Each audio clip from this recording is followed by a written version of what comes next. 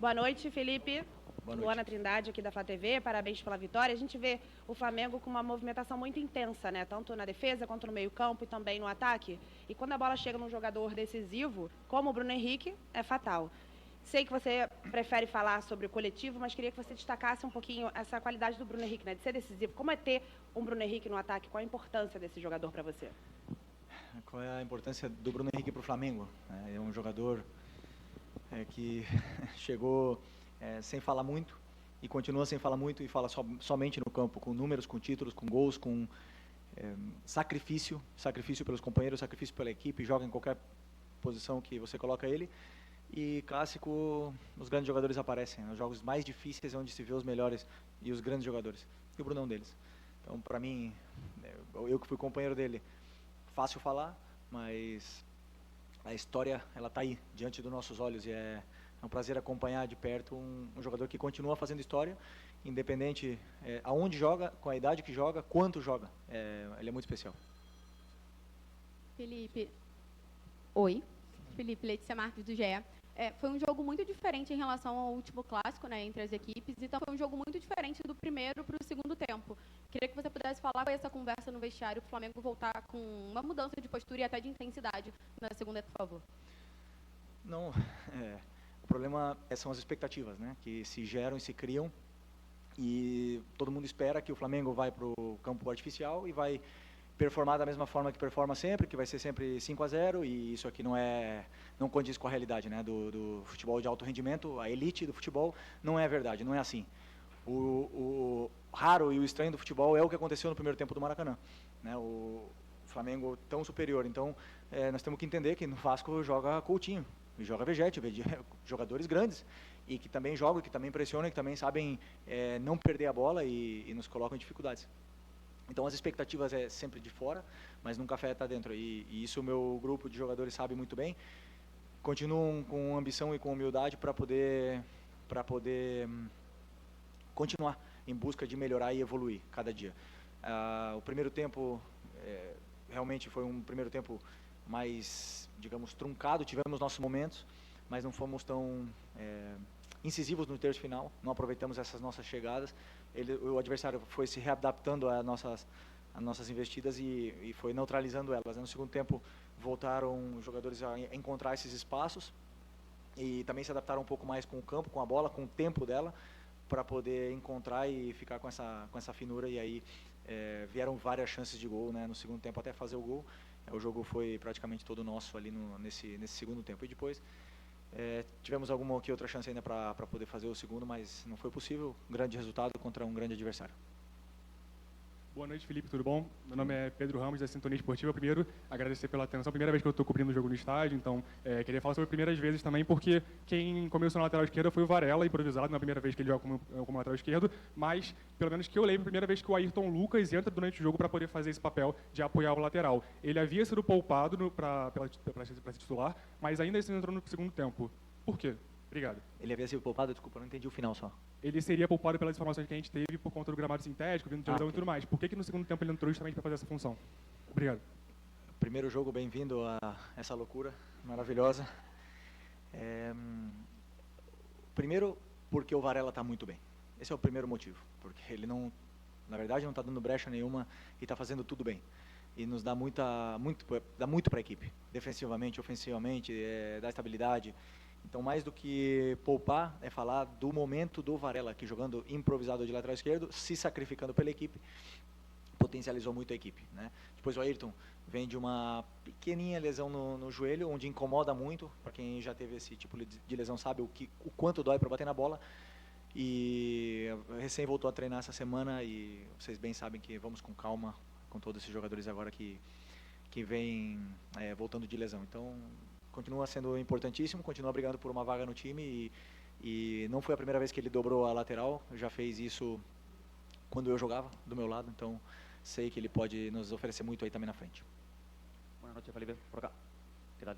Te quería preguntar por Eric Pulgar dos cosas. Primero, tu evaluación del partido de hoy por parte de Eric, y segundo, cuando él juega con Everton Araujo, van alternando en la posición. Hoy le tocó ser un poco más un volante más protector de Gerson y de Georgian, Cuando le toca jugar así, ¿le pides cosas diferentes o la instrucción es la misma? ¿En portugués? ¿En español? Ok. Eric es un jugadorazo. Yo creo que si Eric fuese brasileño, estaría en la selección, titular de la selección brasileña. Eso es mi pensamiento. No hay muchos Erics en el mundo hoy, si lo buscas. Es un jugador importantísimo y no cambió nada.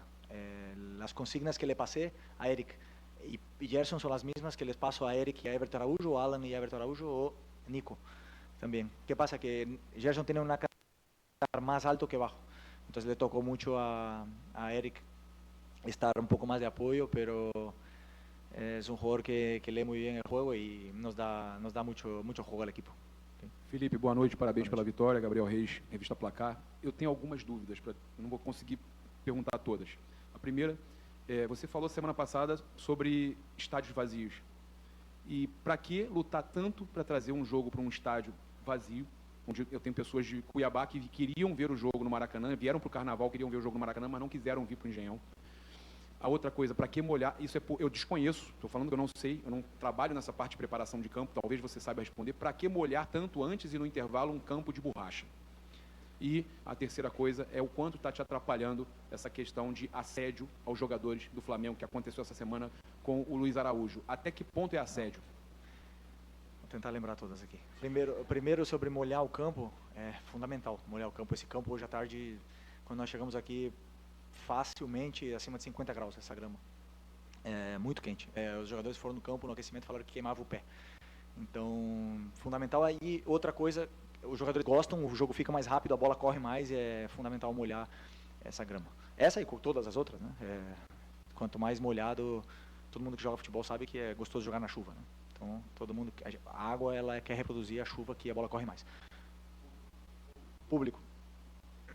O público, eu particularmente estou no futebol e não estou na minha casa de férias pela torcida, porque eu amo o torcedor, o que envolve, a paixão que envolve o futebol extracampo. Então, tudo o que me motiva é conquistar o carinho, fazer história para um grupo de torcedores, né, como eu fiz no Atlético de Madrid, como consegui fazer no Flamengo, vivi a segunda melhor geração da história do Flamengo como jogador e também do Atlético de Madrid.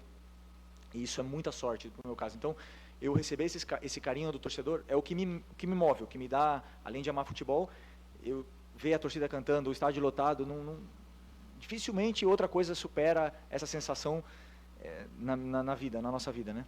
Então, claro, não existe nada melhor que um estádio lotado. Eu entendo o que o Vasco fez e confesso que falei antes do jogo e repito agora, teria feito a mesma coisa. Sim, tirado o Flamengo do Maracanã, a não ser que pudesse colocar toda a torcida do Vasco no Maracanã, não sei, acho que pelo regulamento não se pode fazer isso. Mas eu entendo o que eles fizeram, se eu tivesse no lugar deles, talvez também teria pensado em fazer a mesma coisa. Mas para a gente foi bom, porque tirou a gente, como falei antes do jogo também, né, o Bernardinho fala, os campeões do desconforto, nos tirou do conforto, nos deu um desafio maior, nos preparou mais para o que vem, para o que virá durante o ano, né? Mas agora, isso sim, foi no limite da agressividade o jogo, né? Então, assim, isso é uma coisa que nós temos que olhar. E por último? Do Luiz Araújo. Normal, grandes jogadores sempre vão ser assediados. Então, grandes jogadores sempre vão ser assediados, é normal.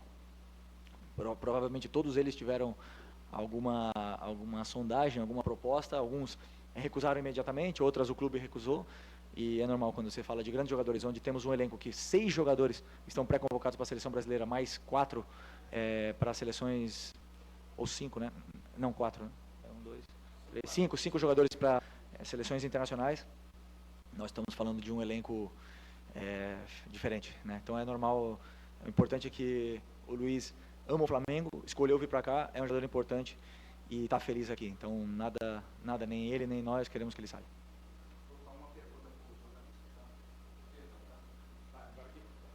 Boa noite, Felipe. Léo José, do Coluna do Fla.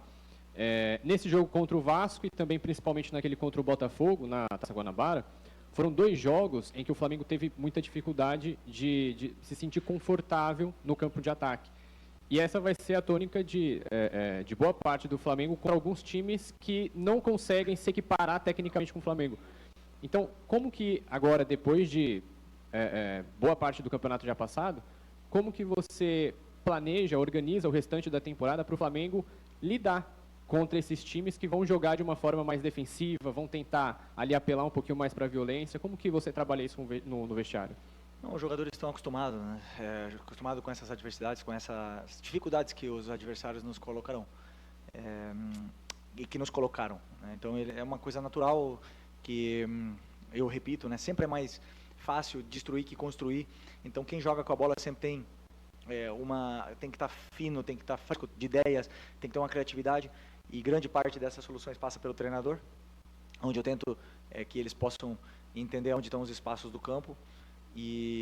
Mas claro que vai ter adversários que vão defender com linha de 5, outros com linha de 4, outros com 3 no meio, outros com 5, com 5, linha 4, 5, 1, sei lá, não sei. Vão acontecer muitas formas diferentes, e aí entra o treinador para fazer um plano de jogo para que esses jogadores se adaptem dentro do que o momento do jogo e encontrem os espaços. Agora, claro, como eu falei para vocês, o adversário também joga. Você tem grandes jogadores do outro lado do time do Vasco. Esse time é subestimado. Teve muitas críticas, mas eu vejo o meio-campo que o Vasco entrou hoje, um meio-campo excelente. E tem jogadores que, claro, que nos vão gerar dificuldade para poder entrar. Agora, confio muito nos meus jogadores, e souberam competir, souberam passar por os momentos, pelas fases do jogo, e aproveitamos a nossa chance para fazer o gol e aí sacramentar a vitória, que não é fácil, ganhar e continuar ganhando. Eu valorizo muito. Desculpa. Perdão. Felipe, boa noite. Gabriel Alves, aqui da Sintonia Esportiva. O Flamengo só levou um gol, né, desde que o time já estreou na temporada, né? A solidez defensiva tem sido uma questão dessa temporada. Eu queria saber como você vem trabalhando o sistema defensivo, né, com o Danilo e Alexandro, né, tendo descansados, poupa essa carga, minutagem de começo do jogo. Então, eu queria saber de você, um gol, né, sistema defensivo bem sólido, como você vem trabalhando esse sistema do Flamengo. Ok. Eu dou muito valor para a fase defensiva. E a fase defensiva não são os zagueiros e os laterais. A fase defensiva é toda a equipe. E toda a equipe, ela entendeu o modelo de jogo de ataque, mas também de defesa. Então, todos eles participam, todos eles são importantes, têm funções defensivas dentro do campo, por isso que eu falo, quando eles trocam de posições, eles têm que saber o que o outro faz, porque a fase defensiva, ela é tão importante como a fase ofensiva. Por mais que eu seja um treinador que seja fissurado por atacar, e que quero que meu time ataque, a fase defensiva é fundamental. E o time vem entendendo muito bem a ideia, né, que é uma ideia, como vocês bem sabem, que é uma ideia muito arriscada, mas eles entendem e aceitam o risco e vêm praticando de uma forma muito boa. Poderíamos ter sofrido gol hoje e nos outros jogos, como eu falei para vocês, em algum momento, claro que nós vamos, esse risco que a gente corre, nós vamos sofrer gols, mas a minha forma é que eu escolho que meu time jogue. Então, é mais ou menos assim, eu escolho a forma que eu quero, se um dia for perder, que seja desse jeito, entendeu? Propondo, sendo impositivo, pressionando o adversário. Então, os gols, está claro que, enquanto o nosso time continuar defendendo muito bem, vão ser menos, mas que a longo prazo, claro que, para mim, a fase defensiva tem o mesmo peso que a ofensiva. Boa noite, Felipe. Aqui, Sidão Marinho da Litoral News. O jogo começou muito quente, né? Vários embates na parte do campo. E na saída do gramado, o Verratti, centroavante do Vasco, disse que 2 pontos decidiram o jogo. Uma sorte do Bruno Henrique, ele chamou de sorte a finalização, e a não expulsão do Wesley. Queria a sua visão sobre esses 2 lances e se essa fala pode influenciar em alguma coisa no jogo da volta. Obrigado. Não, absolutamente nada. Eu não vi, sinceramente, o lance do Wesley. Onde eu estava, eu vi que ele toca na bola primeiro, né? Então, vocês estão para julgar melhor do que eu. Da onde eu estava, sinceramente, não me pareceu nem falta, mas pelo que ele tinha na perna, pode ser que o Wesley tenha batido nele. Se vai influenciar ou não, claro que não, porque nenhum juiz entra no campo influenciado porque um atacante de um dos times falou alguma coisa. Todos os juízes, eles entram para não errar e não serem protagonistas do jogo. Essa é a visão. E a outra? Sorte. Não é sorte. Trabalha muito, muito, muito. O Bruno trabalha muito. O Bruno trabalha muito, pessoal, muito. Nada é por acaso. Nada é por acaso. Felipe, aqui. Boa noite, parabéns pela vitória, por mais uma vitória. Você tem feito a rodagem do elenco nesse início de temporada. No entanto, um jogador em específico, que é, na minha visão, importantíssimo, um dos jogadores mais importantes, aquele que é acima da média, tem jogado menos nesse período. Não por esse corte no pé que aconteceu recentemente, mas num todo. O que acontece com o Nico Dela Cruz? Ele teve algum problema físico nesse início de temporada? Vocês estão preparando ele para o momento certo? Enfim, tem alguma coisa envolvendo o porquê o Nico Dela Cruz jogou menos do que os outros jogadores nesse início? Teve um corte no pé. Com um corte no pé, ele não conseguia vestir chuteira e nem o tênis. Se um jogador não consegue colocar um tênis ou colocar uma chuteira, ele não pode correr. Se ele não corre, ele descondiciona. E aí, quando ele volta a treinar, quando a cicatriz do pé já permite ele fazer algumas coisas, ele precisa se readaptar novamente aos treinamentos. Isso toda essa parte foi um processo. Nada. Agora, não, como eu falei para vocês, o campo artificial, existem alguns jogadores que precisam de certos cuidados com as articulações. O Nico é um deles. Se o Nico hoje nesse campo artificial não fosse artificial, o Nico jogaria. Mas como foi artificial, eu não coloquei ele. Não ia colocar o Luiz Araújo também, que também teve um problema no joelho, mas precisei colocar ele. Aí tive que deixar ele 60 minutos. Mas não teria colocado também, né? Então, alguns eu posso ir gestionando melhor, outros não. Mas o importante é que todos eles estejam disponíveis quando a nossa equipe mais precisar, que quando vamos entrar numa sequência de jogos. Quarta, domingo. O Nico, como eu falei, ele poderia ter jogado porque o próximo jogo é só no sábado. Então ele tem tempo para recuperar, ele tem tempo para se readaptar. Mas tomei uma decisão minha, única, exclusivamente minha, de não colocar ele porque pensando, daqui uns anos ele vai me agradecer com o joelho dele. É isso. Já passei por isso. Felipe aqui, boa noite. Marcos Martins do canal da KCRN, parabéns pela vitória.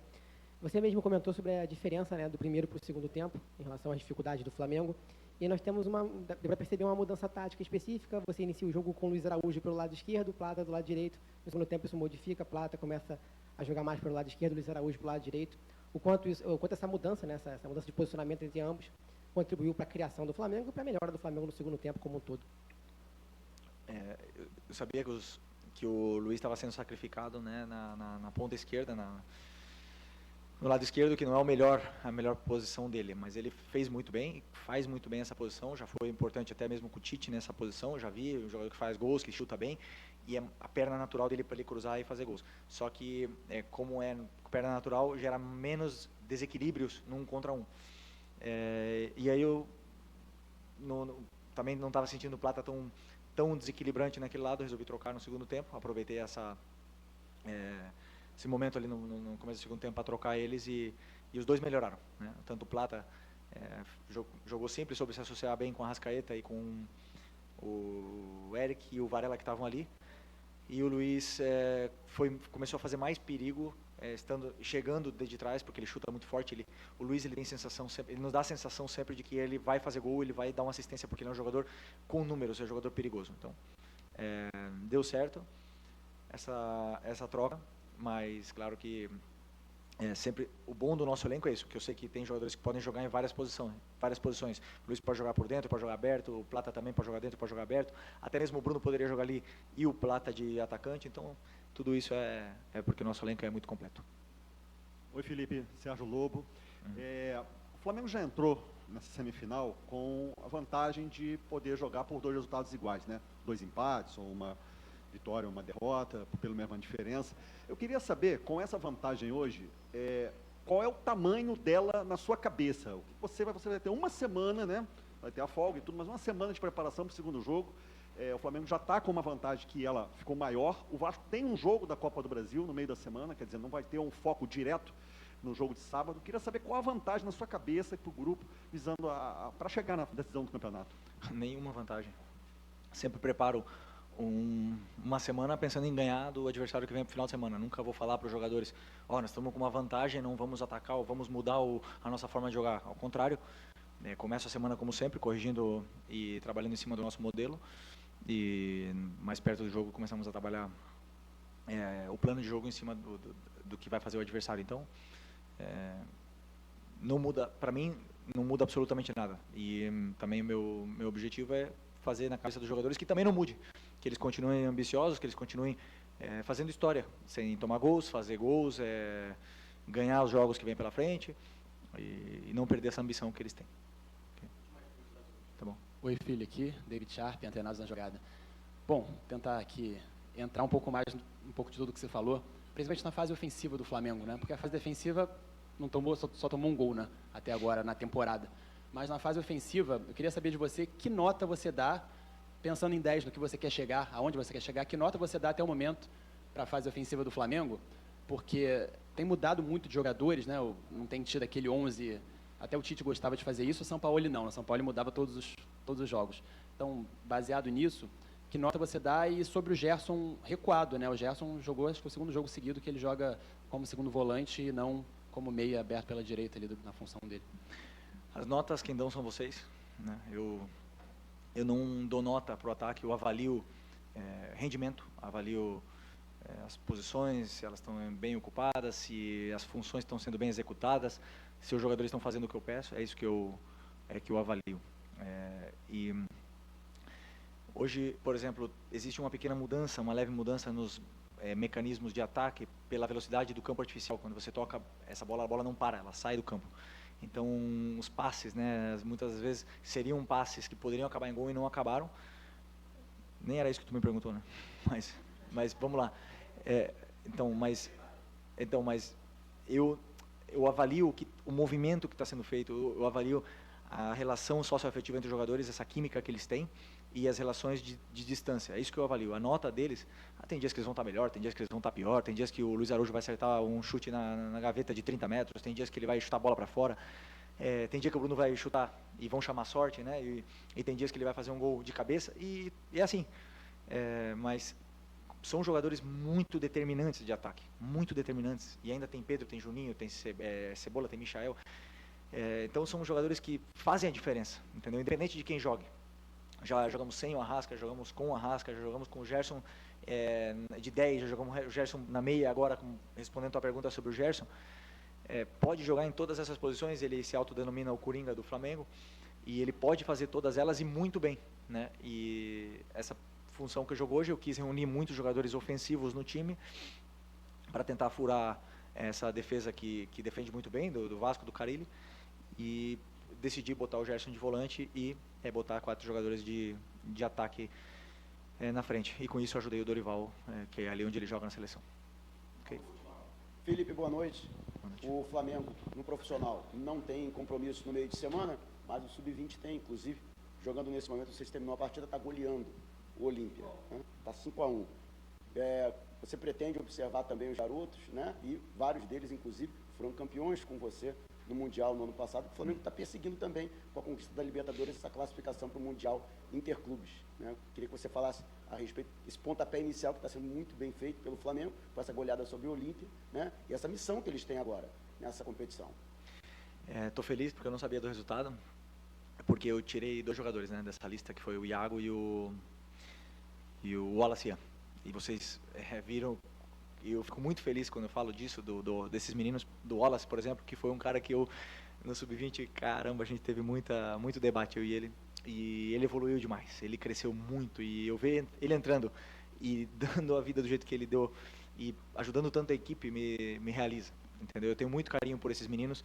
O Sub-17 que eu treinei, esses meninos do Sub-17, talvez seja o meu primeiro amor, porque foi a primeira vez que eu fui treinador, eu tinha um carinho muito especial com eles. Todos eles agora estão vindo, treinando comigo e estão jogando. Alguns vieram para o jogo hoje. O Wanderson e o Lucas vieram para o jogo. O Léo Nanete treina comigo toda semana. Então, é muito legal tudo isso que eu estou vivendo, né? Com esses meninos que agora vêm subindo. E importante, eu vou assistir o jogo, com certeza amanhã eu vou assistir o jogo, porque eu quero também avaliar qual deles está tocando na porta, qual deles merece estar comigo. Então, eu tenho esse contato também com o Noval e com o Kleber para saber, e ele me dá feedback não só dentro de campo, extra-campo, porque é importante a gente estar muito conectado, e porque são o futuro, né? E ali tem jogadores interessantes que um dia vão estar aqui no profissional, do mesmo jeito que está Matheus Gonçalves, Everton Araújo e muitos outros que permaneceram aqui no profissional durante muito tempo.